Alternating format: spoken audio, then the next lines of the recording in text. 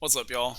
We're going to talk about finding algebraic inverses, finding and verifying algebraic inverses.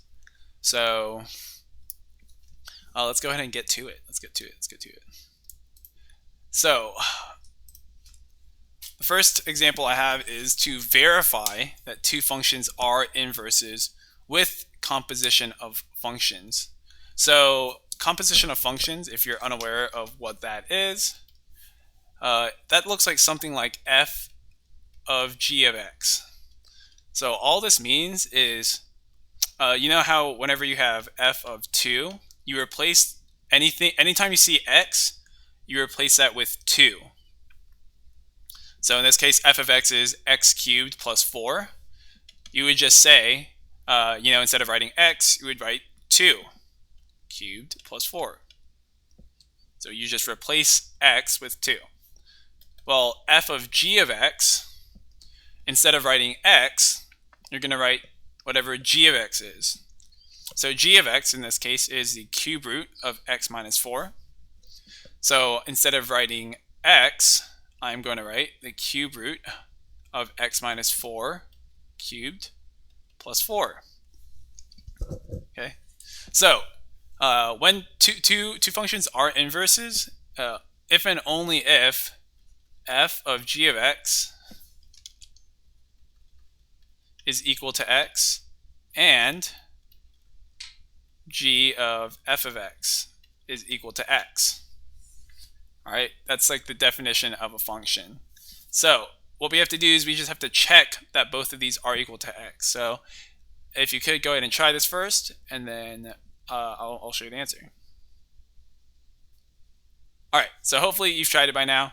Let's go ahead and do it. So I've already written down f of g of x up here. So let's go ahead and write that down. F of g of x is equal to the cube root of x minus 4, everything cubed, and then plus 4. So cube root, cubed, those are going to cancel out because they are opposites. And then so we just have x minus 4 here plus 4. So these negative 4 and plus 4, they cancel out. So this is equal to x. Now let's check g of f of x. So g of f of x, same thing. We're going to write g of x. So the cube root of x. So instead of writing x, we're going to write whatever f of x is. So x cubed plus 4 here, then minus 4. So this plus 4 and this minus 4 will go to 0, and then we have the cube root of x cubed, and these will also they simplify, and we're left with just x. So g of f of x is also x, so now you can say yes, these are inverses.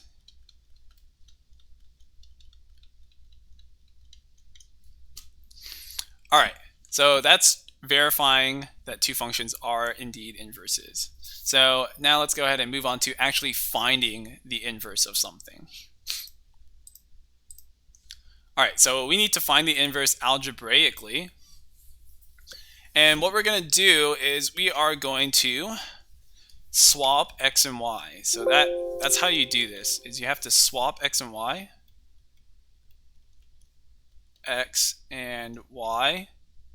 and then you're going to solve for y.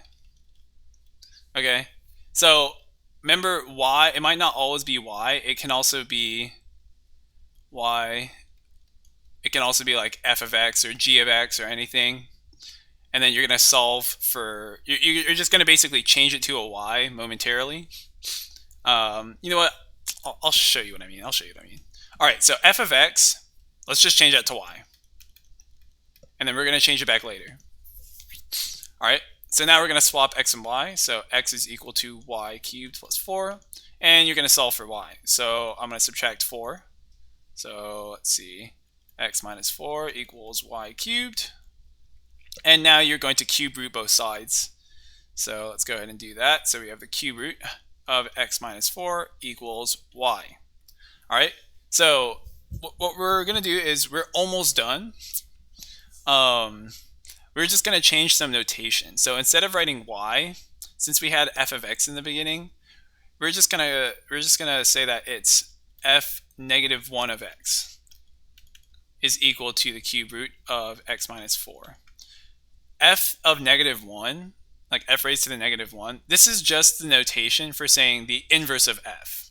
So like instead of f of x, the inverse of f is f of -1, f -1 of x. It's just like a notation thing, so don't worry about it too much. If it was an h, we would say h to the -1. If it was a j, we would say j to the -1. Yeah.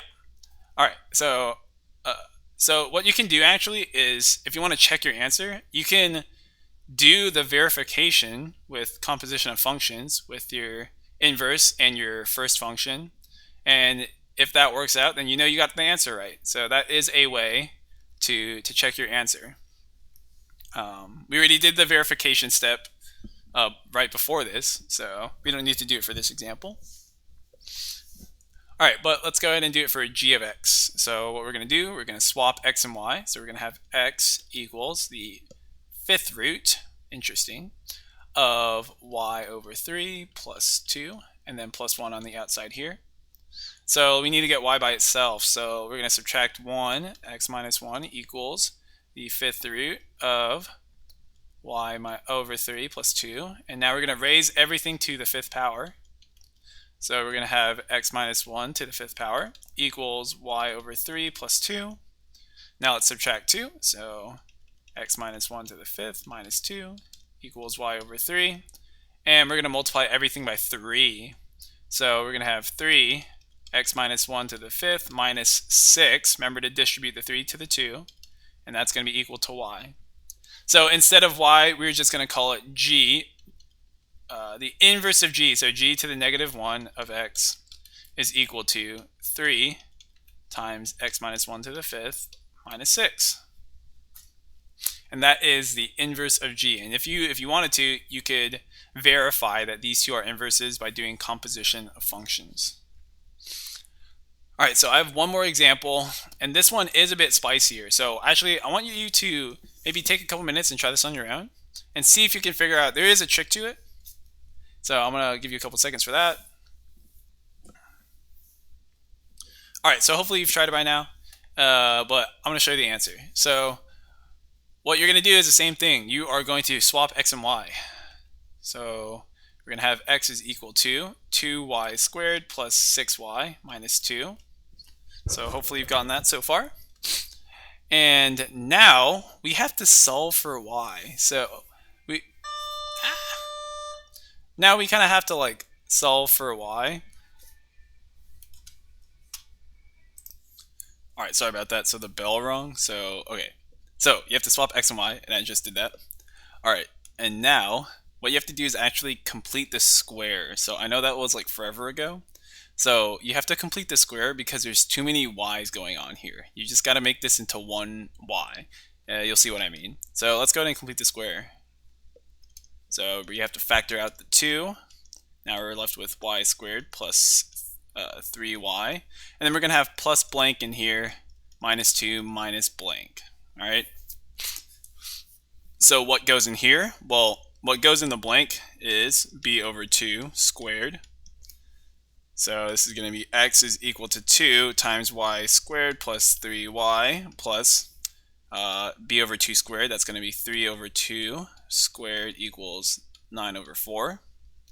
So plus 9 over 4 minus 2, then minus 9 over 2. So 2 times 9 over 4. You have to subtract that amount. And now we're going to factor. So x is equal to 2 times y plus 3 over 2 squared. And then we're going to simplify this. So this is going to be minus 13 over 2. If you don't remember how to complete the square, I should have a video somewhere on here going over completing the square. So maybe you could check that out. All right, and now I can solve for y. So you just add 13 over 2, so x plus 13 over 2 equals 2, y plus 3 over 2 squared, and divide by 2. So we're going to have, let's see, x over 2 plus 13 over 4 is equal to y plus 3 over 2 squared. And now I'm going to square root both sides. So we're going to have the square root. Let's see, I'm going to continue over here. Square root of x over 2 plus 13 over 4.